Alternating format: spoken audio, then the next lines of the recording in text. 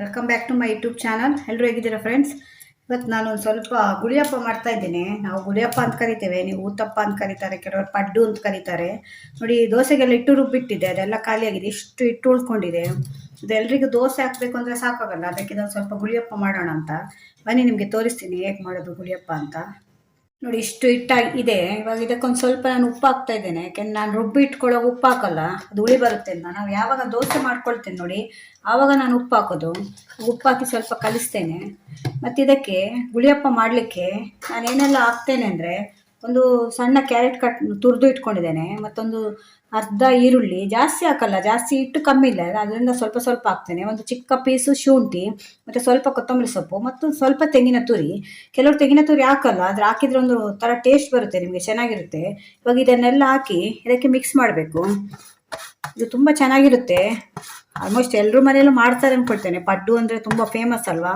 ಇದು ಒಬ್ಬೊಬ್ಬರು ಒಂದೊಂದು ಟೈಪ್ ಮಾಡ್ತಾರೆ, ನಾನು ಈ ಟೈಪ್ ಮಾಡೋದು. ಇದನ್ನೆಲ್ಲ ಹಾಕಿ ಚೆನ್ನಾಗಿ ಮಿಕ್ಸ್ ಮಾಡಬೇಕು. ನೋಡಿ, ಇವಾಗ ಹಾಕಿ ಮಿಕ್ಸ್ ಮಾಡ್ತೇನೆ. ಕೆಲವರು ಇದಕ್ಕೆ ಅಡಿಗೆ ಸೋಡಾ ಹಾಕ್ತಾರೆ, ಸ್ವಲ್ಪ ಉಬ್ಬಬೇಕು ಅಂತ. ನಾನು ಇದಕ್ಕೆ ಅಡಿಗೆ ಸೋಡಾ ಎಲ್ಲ ಯಾವುದು ಯೂಸ್ ಮಾಡಲ್ಲ, ಹಾಗೆ ನ್ಯಾಚುರಲ್ ಆಗಿ ಮಾಡೋದು. ಅದು ಹೇಗೆ ಉಬ್ಬಿ ಬರುತ್ತೆ ನಿಮಗೆ ತೋರಿಸ್ತೇನೆ. ತುಂಬ ಸಾಫ್ಟ್ ಬರುತ್ತೆ, ತುಂಬ ಚೆನ್ನಾಗಿ ಬರುತ್ತೆ. ನೀವು ಸ್ವಲ್ಪ ತೆಂಗಿನ ತುರಿ ಹಾಕಿ, ತುಂಬ ಸಾಫ್ಟ್ ಆಗುತ್ತೆ ಅದು. ನೋಡಿ, ಚೆನ್ನಾಗಿ ಮಿಕ್ಸ್ ಮಾಡಿದ್ದೇನೆ. ಇವಾಗ ಇದನ್ನು ಗುಳಿಯಪ್ಪಗೆ ಹಾಕಬೇಕು. ಗುಳಿಯಪ್ಪ ಕಲ್ಲಿಟ್ಟಿದ್ದೇನೆ ನೋಡಿ. ಇವಾಗ ಅದಕ್ಕೆ ಸ್ವಲ್ಪ ಆಯಿಲ್ ಹಾಕಬೇಕು. ಚೆನ್ನಾಗಿ ಆಯಿಲ್ ಅದಕ್ಕೆ ಹಚ್ಕೊಳ್ಬೇಕು, ಇಲ್ಲದ್ರಿಂದ ಹೇಳೋಲ್ಲ ಅದು.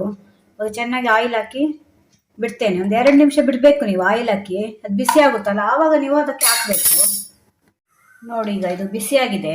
ಇದು ಸ್ವಲ್ಪ ಬಿಸಿ ಆದಮೇಲೆ ಹಾಕಬೇಕು ನೀವು. ತುಂಬ ತುಂಬಿಸಬೇಡಿ, ಅದು ಯಾಕೆಂದರೆ ಅದು ಉಬ್ಬುವಾಗ ಮೇಲ್ಗಡೆವರೆಗೂ ಬರುತ್ತೆ, ನಿಮಗೆ ತೆಗಿಲಿಕ್ಕೆ ಕಷ್ಟ ಆಗುತ್ತೆ ನೀವು ತುಂಬ ತುಂಬಿಸಿದ್ರೆ. ಹೀಗೆ ಇಷ್ಟೇ ಹಾಕಬೇಕು ನೋಡಿ. ನಿಮಗೆ ಇದು ಸಮ ತಗೊಂಡ್ರೆ 3ರಿಂದ 4 ಆಗುತ್ತೆ. ತುಂಬ ಚೆನ್ನಾಗಿರುತ್ತೆ ಬೆಳಿಗ್ಗೆ ಟಿಫನ್ಗೆ. ಕೆಲವು ಸಲ ಹಿಟ್ಟೆಲ್ಲ ಉಳಿದಿರುತ್ತಲ್ಲ, ಅವಾಗ ರಾತ್ರಿ ಕೂಡ ಮಾಡ್ಕೊಡ್ಬೋದು. ನಿಮ್ಗೆ ಸ್ವಲ್ಪ ಅನ್ನ ಇತ್ತು, ಇವಾಗ ನಾನು ರಾತ್ರಿನೇ ಮಾಡ್ತಿದ್ದೇನೆ, ಏಕೆಂದರೆ ಸ್ವಲ್ಪ ಅನ್ನ ಉಳಿದಿತ್ತು. ಮತ್ತು ಹಿಟ್ಟು ನೋಡಿದರೆ ಹಿಟ್ಟು ಸ್ವಲ್ಪ ಇತ್ತು, ಸರಿ ಯಾಕೆ ವೇಸ್ಟ್ ಮಾಡೋದು ಅಂತ ಇದನ್ನು ಮಾಡ್ತಾ ಇದ್ದೇನೆ. ದೋಸೆ ಆದರೆ ಎಲ್ರಿಗೂ ಸಾಲಲ್ಲ ಅದು. ಇದು ನೋಡಿ, ಅಷ್ಟು ಸ್ವಲ್ಪ ಹಿಟ್ಟಲ್ಲಿ ಎಷ್ಟಾಗಿದೆ. ನಿಮ್ಗೆ 2ರಿಂದ 3 ಸೆಟ್ ಬರುತ್ತೆ ಇದು. ಇವಾಗ ಇದ್ರ ಮೇಲೆ ಸ್ವಲ್ಪ ಎಣ್ಣೆ ಹಾಕಿ ಮುಚ್ಚಿಡಬೇಕು. ತುಂಬ ಫುಲ್ ಆದರೆ ನಿಮ್ಗೆ ಏನಾಗುತ್ತೆ, ಅದು ದಪ್ಪ ಆಗುತ್ತಲ್ವ ಬೇಯುವಾಗ, ಉಬ್ಬಿ ಮತ್ತೆ ಕೆಳಗೆ ತೆಗಿಲಿಕ್ಕೆ ಕಷ್ಟ ಆಗುತ್ತೆ ನಿಮಗೆ. ಇವಾಗ ಅದು ಬೇಯೋವರೆಗೂ ಸ್ವಲ್ಪ ಮುಚ್ಚಿಡಬೇಕು. ಈ ಸೈಡ್ ಬೆಂದಿದೆ. ಇವಾಗ ಈ ಥರ ಒಂದು ಚೂಪಿರೋ ಸ್ಪೂನ್ ಇಟ್ಕೊಳ್ಳಿ. ನೀವು ಎಡ್ಜ್ ಸಾಫ್ಟ್ ಇರೋದಾದ್ರೆ ಆಗಲ್ಲ ನೋಡಿ, ಈಸಿಯಾಗಿ ತಿರುಗಿಸಿ ಹಾಕ್ಬೋದು. ಇದು ನೀವು ತಿರುಗಿಸಿ ಹಾಕ್ಬೇಕಾಗುತ್ತೆ. ಮತ್ತೆ ನೀವು ಸ್ವಲ್ಪ ಬೆಂದಿರಬೇಕು, ಆವಾಗ ತಿರುಗಿಸಿ. ಇಲ್ಲಾಂದರೆ ಇಟ್ಟಿದ್ರೆ ತಿರುಗಿಸ್ಲಿಕ್ಕೆ ಬರೋಲ್ಲ ನಿಮಗೆ, ತಿರುಗಿಸ್ಲಿಕ್ಕೆ. ನೋಡಿ, ಇದು ಈಸಿಯಾಗಿ ಬರುತ್ತೆ ನೋಡಿ. ತುಂಬ ಚೆನ್ನಾಗಿರುತ್ತೆ ಇದು. ಹೋಟೆಲೆಲ್ಲ ಸಿಗುತ್ತಲ್ಲ ಹಾಗೆ ಇರುತ್ತೆ. ಇದಕ್ಕೊಂದು ಕಾಯಿ ಚಟ್ನಿ ಮಾಡ್ಕೊಳ್ಬೇಕು, ಕಾಂಬಿನೇಷನ್ನು. ಟೊಮೆಟೊ ಚಟ್ನಿ ಇರುತ್ತಲ್ಲ, ಅದರಲ್ಲಿ ಕೂಡ ಚೆನ್ನಾಗಿರುತ್ತೆ. ಮತ್ತು ನಿಮ್ಮ ಹತ್ರ ಸಾಂಬಾರು ಇದ್ದರೆ ಅದರೊಟ್ಟಿಗೆ ಕೂಡ ತಿನ್ಬೋದು. ನೋಡಿ, ಎಷ್ಟು ಚೆನ್ನಾಗಿ ತೆಗಿಲಿಕ್ಕೆ ಬರುತ್ತೆ ನೋಡಿ. ಈಗ ಈಸಿಯಾಗಿ ತೆಗಿಲಿಕ್ಕೆ ಬರಬೇಕು. ಕೆಲವರಿಗೆ ಏನಂದರೆ ಈ ಗುಳಿಯಪ್ಪ ಮಾಡೋದಂದ್ರೆ ಆಗಲ್ಲ, ಯಾಕೆಂದರೆ ಅದು ಈಸಿಯಾಗಿ ತೆಗಿಲಿಕ್ಕೆ ಬರಲ್ಲ. ಅದೆಲ್ಲ ಅದಕ್ಕೆ ಗುಳಿಯಪ್ಪ ಇದಕ್ಕೆ ಅಂಟ್ಕೊಳ್ಳುತ್ತೆ ಅಂತ ಹೇಳ್ತಾರೆ. ಅದರಿಂದ ನೀವು ಕೆಳಗೆ ಆಯಿಲ್ ಹಾಕಿ ಒಂದು 2 ನಿಮಿಷ ಬಿಡಿ, ಅದನ್ನು ಆಯಿಲ್ ಹಚ್ಚಿ, ಆವಾಗ ನಿಮ್ಗೆ ಈಸಿಯಾಗಿ ತೆಗಿಲಿಕ್ಕೆ ಬರುತ್ತೆ.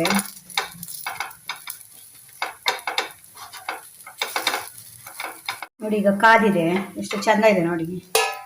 ಇದೆಲ್ಲ ನಮ್ಮದು ಟ್ರೆಡಿಷ್ನಲ್ ಫುಡ್ಡು, ಮನೆ ಫುಡ್ ಎಲ್ಲ ಇದು. ಅದೇ ಇವಾಗ ಇದೆಲ್ಲ ಮಾಡೋದು ಕಮ್ಮಿ ಆಗಿದೆ, ಮಕ್ಕಳು ಕೂಡ ತಿನ್ನಲ್ಲ.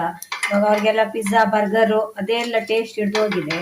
ಆದಷ್ಟು ನಾವು ಇದನ್ನೆಲ್ಲ ಮನೆಯಲ್ಲಿ ಮಾಡಿ ಅಭ್ಯಾಸ ಮಾಡಬೇಕು. ಎಷ್ಟು ಚೆಂದ ಇದೆ. ಮೊದಲಿನವರೆಲ್ಲ ಎಷ್ಟು ನೋಡಿ, ಹಿಟ್ಟೆಲ್ಲ ಉಳಿದ್ರೆ ಒಂದು ಹಿಟ್ಟು ಮಾಡಿ ಅದರಲ್ಲಿ ಎಷ್ಟು ಥರ ಅಡುಗೆ ಮಾಡ್ತಿದ್ರು.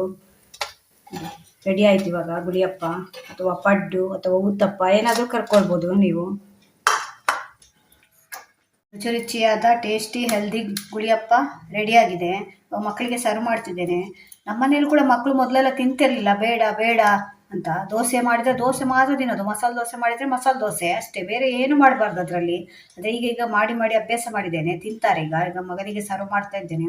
ಅದ್ರ ಜೊತೆ ನಾನು ಕಾಯಿ ಚಟ್ನಿ ಮಾಡಿದ್ದೇನೆ, ತೆಂಗಿನಕಾಯಿ ಹಾಕಿ ಕಾಯಿ ಚಟ್ನಿ ಮಾಡಿದ್ದೇನೆ. ನೀವು ಬೇಕಾದರೆ ಯಾವ ಚಟ್ನಿ ಕೂಡ ಯೂಸ್ ಮಾಡ್ಕೊಳ್ಬೋದು, ಮನೆಯಲ್ಲೆಲ್ಲ ಇರುತ್ತಲ್ವಾ. ಟೊಮೆಟೊ ಚಟ್ನಿ ಎಲ್ಲ ಅದರೊಟ್ಟಿಗೂ ಚೆನ್ನಾಗಿರುತ್ತೆ. ಮತ್ತು ಸಾಂಬಾರಿದ್ರೆ ಅದರೊಟ್ಟಿಗೂ ಕೂಡ ತಿನ್ಬೋದು. ನೀವು ಒಂದ್ಸಲ ಮನೇಲಿ ಟ್ರೈ ಮಾಡಿ, ಈ ರೀತಿ ಮಾಡಿ ನೋಡಿ. ಇದರಲ್ಲೇನು ಸೋಡಾ ಹಾಕಲಿಲ್ಲ ನಾನು. ಕೆಲವರೆಲ್ಲ ಉಬ್ಬಿ ಬರುತ್ತೆ ಅಂತ ಸೋಡಾ ಹಾಕ್ತಾರೆ. ನೋಡಿ ಎಷ್ಟು ಚಂದ ಮಾಡಿ ಉಬ್ಬಿದೆ ನೋಡಿ. ಅದಕ್ಕೆ ಅಗತ್ಯ ಏನಿಲ್ಲ ಸೋಡಾ ಎಲ್ಲ ಹಾಕುವುದು. ಈ ವಿಡಿಯೋ ನಿಮ್ಗೆ ಇಷ್ಟ ಆದರೆ ನನ್ನ ಚಾನಲ್ನ ಸಬ್ಸ್ಕ್ರೈಬ್ ಮಾಡ್ಕೊಳ್ಳಿ, ಸಪೋರ್ಟ್ ಮಾಡಿ. ನೀವು ವಿಡಿಯೋ ನೋಡ್ತೀರಾ ಆದರೆ ಸಬ್ಸ್ಕ್ರೈಬ್ ಮಾಡ್ಕೊಳ್ತಿಲ್ಲ. ನೀವು ಇದೇ ರೀತಿ ಸಬ್ಸ್ಕ್ರೈಬ್ ಮಾಡ್ಕೊಂಡ್ರೆ ನಾನು ಹೊಸ ವಿಡಿಯೋ ತೊಗೊಂಡು ಮತ್ತೆ ಬರ್ತೀನಿ. Bye friends.